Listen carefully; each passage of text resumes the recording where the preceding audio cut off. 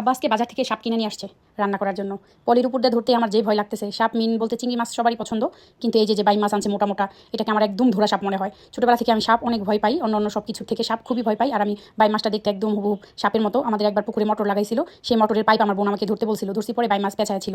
আমি এত ভয় পাইছিলাম ওই থেকে, মানে বাই মাছ তো দেখলে আমার ভয় করে। কোনোদিন আমি বাই মাছ আর গজার মাছ খাই না। গজার মাছ আমার দেখলে মনে হয় অ্যানাকোন্ডা, এই জন্য মানে আমি ধরিও না কখনো আর খাইও না, আমার খুব ভয় লাগে দেখতে। এই জন্য আমি চিংড়িগুলো ভালো করে বেছে ওয়াশ করে নিচ্ছি। চিংড়িগুলো আমি পরিষ্কার করবো। আমাদের আপা আজকে আসে নাই, যে আমাদের সাহায্য করে, উনি আমার কাজিন, উনি আজকে আসে নাই, ওনার বাসায় গেস্ট আসছে। তো আব্বাকে আমি বলছি ওইগুলো আমি ধরবো না, আমি রান্না করে দিন ঠিকই, কিন্তু সব কিছু আপনি পরিষ্কার করে দিতে হবে। আব্বা আবার মাছ কাটতে পারে, যেহেতু একা প্রবাসে থাকছে 40 বছর, আমার আবার সব কিছুই পারে। তারপর আব্বাকে কষ্ট দিতে চাই না দেখে রান্নাটা আমি করি, বাসায় আসছি এর জন্য। আর তো বেশিরভাগ সব কিছু আমাদের ওই আপা করে দিয়ে যায়, আর বড়াপু থাকলে তো বড়াপুই করে। তা আব্বা বলতেছে আচ্ছা ঠিক আছে, মাছ আমি তোকে কেটে দিই। আব্বা ভালো করে মাছ কেটে একদম সুন্দর করে যেভাবে ডইলা দিতেছিল, যেন কোনো আঁশ ময়লা না থাকে, এরপর ভালো করে ধুইয়া লবণ দিয়ে দিছে। তারপর একটা দাদু আছে, মাকে গোসল করে যায় আমার মাকে, ওই দাদুটা আসার পরে ওনাকে বলছি দাদু এই মাছ আরও ভালো করে ওয়াশ করে দাও। দাদু পরে একদম ভালো করে ওয়াশ করে দিছে। দেন আমি অর্ধেক ফ্রিজে রেখে দিছি দাদুকে দিয়ে পোলটা করে। আর এই যে অর্ধেকটা আমি রান্না করবো। আমি একদম পেঁয়াজটা গরম করে একটু বেশি করে কাঁচামরিচ দিছি রান্নাটায়, মাছ রান্নাটায়, আর পেঁয়াজ দিছি, আর একটা বড় আলু দিছি 4 টুকরো করে। আলু দিলে অনেক মজা লাগে এই মাছ, শুনেছি, কখনো খাই নাই। আমার বড় মা অনেক রান্না করতো। আমার কাজিন, আমাদের বাসার সামনে একদম খাল ছিল, ওই যে নদীর শাখাগুলোকে আমরা খাল বলি, তোমরা কি বলো জানি না। একদম আমাদের পুরান বাড়ির সাথেই খাল ছিল, মানে আমাদের বাড়ি, আমাদের ঘর থেকে উকি দিলেই খাল, এমন অবস্থা ছিল। তো আমার ভাইয়া ওইখানে চুঙ্গা পাততো, বাঁশের চুঙ্গা চিনো তোমরা, সেই চুঙ্গা পাততো, ওটার ভিতরে অনেক মোটা মোটা মাছ উঠতো, ওটা আমার ভাবি, আমার বড় মা রান্না করতো। ঠিক ওইভাবেই রান্নাটা করবো, যেহেতু আমার অল্প অল্প মনে আছে আমার বড় মা আমার ভাবি কীভাবে করতো। আমি ছোটোবেলা থেকেই রান্না করার একটা আগ্রহ ছিল, কেউ রান্না করলে আমি দাঁড়ায় খেয়াল করলে ওটা আমার মনে থাকতো। তো পেঁয়াজটা একদম একটু বেরেস্তা হওয়ার একটু আগে আমি আদা বাটা, রসুন বাটা, জিরা বাটা দিয়ে দিছি, হলুদ গুঁড়ো, মরিচ গুঁড়ো, ধনিয়া গুঁড়ো আমাদের মিক্স করা থাকে, আমি সবসময় ভিডিওতে বলে দিই।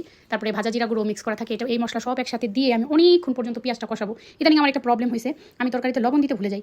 আমি মাছ কষায় মানে বুঝতেছি না, আমি এতক্ষণ প্রায় আমি 20 মিনিট মশলাটাকে কষাইছি। আমার শাশুড়ি মাকে দেখি সবসময় মশলা অনেক কষায়, এতে করে তরকারিটা অনেক বেশি ভালো হয়। তো আমি ইচ্ছা মতো কষাইতেছি, কিন্তু পেঁয়াজ বেরেস্তা হওয়ার একটু আগে আদা রসুন দিছি, এরপরও কেন তাকায় তাকায় রয়েছে। এরপরে আমি একটু টেস্ট করে দেখি কি আমি লবণ দিনে, এই যে লবণ দেওয়া মাত্র একদম পেঁয়াজ গলে একদম সুন্দর হয়ে যাবে। আর পেঁয়াজটা গলে গেলে ওই তরকারিটা আমার এত এত ভালো লাগে, অনেক ভালো লাগে, দেখতেও সুন্দর লাগে, টেস্টও ভালো।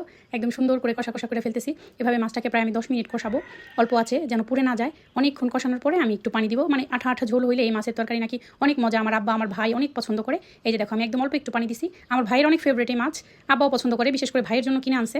তো আমি আব্বার ভাইয়ের যতটুকু লাগবে অতটুকু পরিমাণে রান্না করতেছি। আমি আসলে এই মাছ খাবো না। আর আমার যা আমাদের আজকে দুপুরে দাওয়াত দিছে, তোমাদের সাথে তো কখনো শেয়ার করাই হয় নাই। আমার শ্বশুর বাড়ি যেটা ছিল, মানে আমাদের বাড়ির সামনের বাড়ি, একদমই পাশাপাশি, এখানে এখনো থাকে আমার বড় ভাসুরে, আমার যা মানে আমার কাজিন যা, ওনারা থাকে। মাছটা প্রায় রান্না হয়ে গেছে, এখন আমি ভাজা জিরা গুঁড়ো দিয়ে দিব। আমি সব সময় রান্না করার জন্য ভাজা জিরা গুঁড়ো রাখি।